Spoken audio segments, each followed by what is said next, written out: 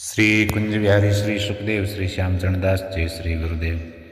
भक्त भक्ति भगवंत गुरु चतुर नाम वपु एक, इनके पदवंदन किए नासे विघ्न अनेक। संप्रदाय सुखदेव मुनि चरणदास गुरुद्वार, परम धर्म भागवत मत भक्ति अनन्य विचार। श्री भक्तमाल कथांतर्गत हम श्री जुगल माधुरी शरण जी महाराज का पावन चरित्र पिछले 5 अंकों से हम श्रवण कर रहे हैं।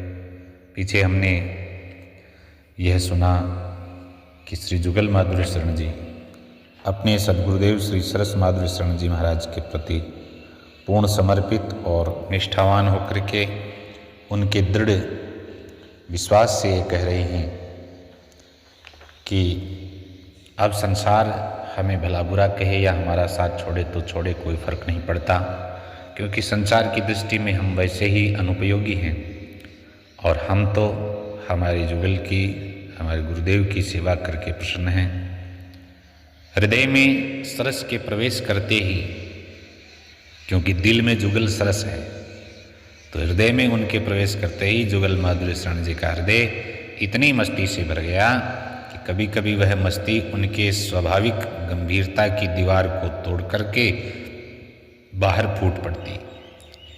बाल सुलभ विनोद की रसमयी लीला के रूप में एक ऐसी घटना एक बार घटी। नंदगांव के श्री श्याम सुंदर गोस्वामी जी के साथ वे वृंदावन गए श्री गौरांगदास बाबा जी महाराज के दर्शन करने। उनके प्रति वे गुरु बुद्धि रखते थे और उनके दर्शन को प्राय जाते थे। 2 दिन बाद भादवे की शुक्ल पक्ष की एकादशी थी। उस दिन बरसाने में सांकरी खोर पर राधा कृष्ण की एक विनोद भरी लीला हुई थी। राधा रानी के संकेत पर सखियों ने नंदलाल जी की चुटिया बांधी थी। उस लीला की स्मृति में आज भी उसी तिथि पर रासधारी सांकरी खोर पर उस लीला का अभिनय करते हैं। भादवे में बूढ़ी लीला होती है। अभिनय में नंदलाल की चुटिया बांधी जाती है और तब तक नहीं खोली जाती जब तक लीला अभिनय के नंदलाल की चोटी नहीं खोल दी जाती है। उस दिन नंदगांव का कोई ब्रजवासी बरसाने नहीं जाता। अगर जाता है तो उसकी चुटिया बांध दी जाती है। जुगल माधुरी शरण जी को उस लीला के दर्शन का लाभ आया और उन्होंने कहा, श्याम जी एकादशी को बरसाने चलेंगे, उस लीला के दर्शन करेंगे। श्याम सुंदर जी ने कहा, आप जाइए, मैं तो नहीं जाऊंगा, क्योंकि मुझे क्या वहाँ चुटिया बंधवानी है। जुगल माधुरी शरण जी के आग्रह करने पर वे बोले कि अच्छा आप चलिए, मैं उस दिन आऊँगा, पर राजभोग के बाद में आऊँगा, क्योंकि तब तक चुटिया बांधने की लीला समाप्त हो जाएगी। फिर सोचा कि राजभोग के बाद पहुँचने में देरी हो जाएगी, इसलिए पहले ही चले जाएंगे और राजभोग तक वहीं कहीं छिप करके रह लेंगे। लीला के पहले ही वे बरसाने चले गए और विलासगढ़ में छिप गए। लीला के समय नियम के अनुसार पुकार हुई कि भाई यहाँ कोई नंदगांव का है क्या। जुगल माधुरी जी ने कह दिया कि विलासगढ़ में बैठा हुआ है एक तो। बस ऐसा कहते ही युवतियाँ वहाँ पहुँच गई और पुलिस की तरह विलासगढ़ में घेरा डाल दिया। अब श्याम सुंदर जी पकड़े गए। पकड़ करके खोर सांकरी पर ले जाया गया। लीला की सखियों ने उनकी चुटिया बांधी और गुलचे मारने लगी। दूसरी युवतियों ने भी गुलचों से घोंसों से उनकी पूजा करी और जुगल माधुरी जी महाराज देखते देखते हंसते रहे। श्याम जी ने मुश्किल से हाथ पैर जोड़ करके छुटकारा पाया। जुगल माधुरी जी अब संसार को भूले रहते और राधा कृष्ण की मधुर लीलाओं के चिंतन में डूबे रहते। मन ही मन गुरुदेव से प्रार्थना करते कि हमें गुरु अपनी सी कर लेना, अपनी रूप धारणा अपनी रहनी गहनी देना, अपना प्रेम भावना अपनी अपने रंग रंग लेना। तो गुरुदेव ने उनकी बात सुनी। अनायास उनकी करुणा की वृष्टि उन पर हो गई। उन्होंने उन्हें अपनी सी कर लिया। उनकी कृपा से उनका जो अंतश्चित्त सहचरी देह था वो सिद्ध हो गया। इसलिए उन्होंने अब कहा कि मेरी बात बन गई नेकी, प्यारी बन गई मैं तो पेकी। सरस सखी कुंजन से आई, मैं भी चरण शरण में धाई, लिया मुझे फिर चरण लगाई, आगे मेरे जी की। अधम उदाहरण विरद संभाला, उजला कर दिया मन था काला। मेरा मन तो अत्यंत काला था, कलुष था उसमें भरी थी, पर अधम उदाहरण गुरुदेव ने ये अपना विरद संभाल करके और श्री युगल के चरणों में समर्पित किया, जिससे उजला हो गया काला मन भी। बैठ ये में किया उजाला, हो गई जुगल हरि की। हृदय में प्रकाश फैल गया। हितचित से जो बन गए इनके, धन धन बड़े भाग हैं तिनके। उनके बड़े भाग्य हैं जो हरि और गुरु के शरणागत हो जाते हैं। सहचरी पद बख्शाया खासा, कर ली आप सरीखी। यही प्रार्थना थी हमारी कि हमें गुरु अपनी सी कर लेना, और अपनी सी कर लिया। सहचरी पद उन्होंने बख्शीश में दिया। तत्व स्वरूपी काया पाऊँ, भव सागर में बहुरी नाऊँ। अब तो मूल में जो तत्व काया है, तत्व स्वरूपी काया, जो हमारा निश्चित स्थायी स्वरूप है, आत्म स्वरूप, वो प्राप्त हो गया। अब संसार में दोबारा नहीं आना। अब तो नित रंग रली मनाऊं, बात पड़े नहीं फीकी। सरस माधुरी सतगुरु प्यारे, सब विधि हैं अपने रखवारे। जुगल माधुरी नहीं सुध बिसरे, अजलों चरण परी की। जो इस प्रकार चरण में पड़ जाता है, उनका हो जाता है, उस पर ऐसी कृपा अवश्य करते हैं। तो अंतश्चित्त देह के सिद्ध हो जाने पर साधक जो पार्थिव शरीर है, उसके रहते हुए भी दिव्य जगत में विचरण करता है। और दरअसल उसका पार्थिव शरीर भी तब प्राकृत नहीं रह जाता है। देखने में वो प्राकृत जैसा लगता है, फिर भी चिन्मयत्व प्राप्त हो जाता है। प्राकृतिक जगत के नियमों को लांघने की सामर्थ्य आ जाती है। इसलिए सिद्ध पुरुषों के चरित्र में ऐसी चमत्कारिक बातें देखने में आती है जो साधारण लोगों को असंभव लगती है।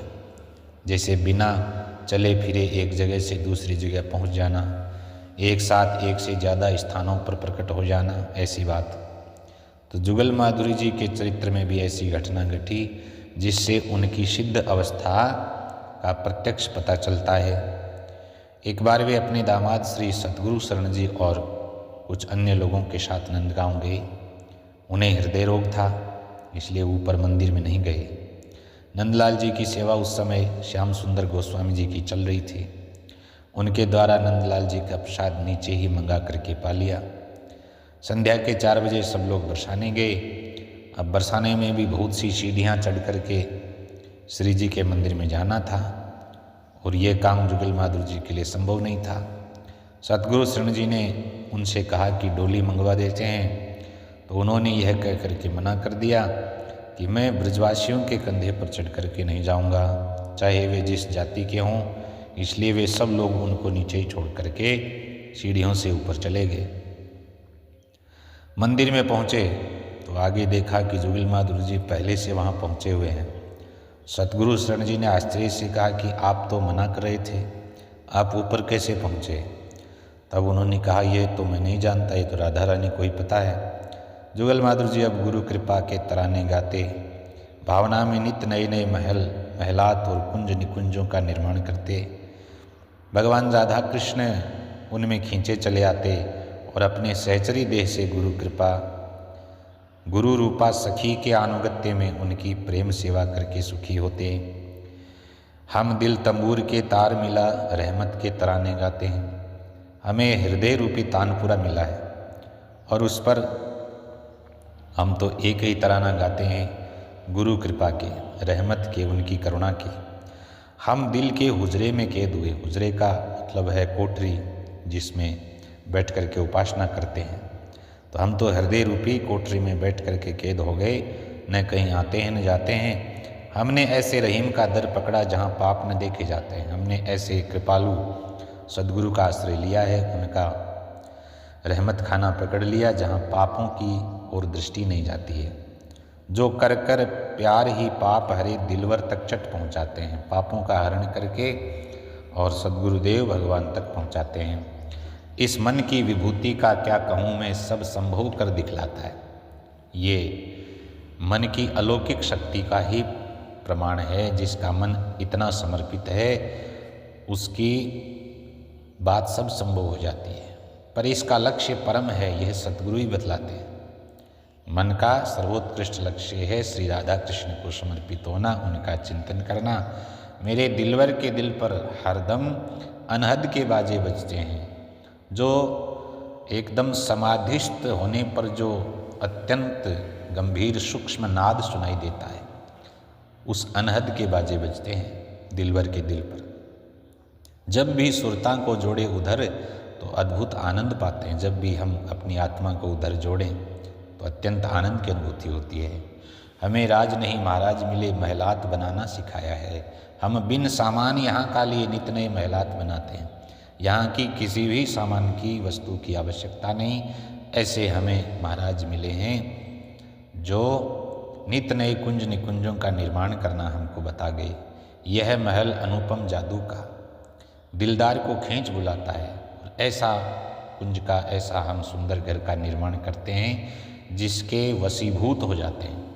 उनको भगवान को वशीकरण करने का, वश में करने का ये सुंदर महल है हृदय रूपी, जो एकदम स्वच्छ सुंदर सजा करके तैयार किया हुआ है। उसमें भगवान खींचे चले आते हैं।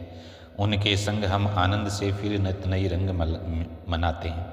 और जब भगवान इस हृदय रूपी घर में आ जाते हैं तो फिर हम बहुत आमोद प्रमोद उनके साथ मनाते हैं। यह देन सरस सतगुरु की है। अब हमारे हृदय को इतना उज्जवल पवित्र घर के रूप में किसने बनाया? बोले यह देन सरस सतगुरु की है। ये तो गुरु महाराज की कृपा है। डंके की चोट सुनाते हैं हम इस आनंद जुगल रस में, श्री सरस कृपा से समाते हैं। ये तो सरस सदगुरुदेव की कृपा है। इसलिए ये हृदय इतना सुंदर महल के रूप में बन करके ठाकुर जी के लिए तैयार है। जय जय श्री सुखदेव।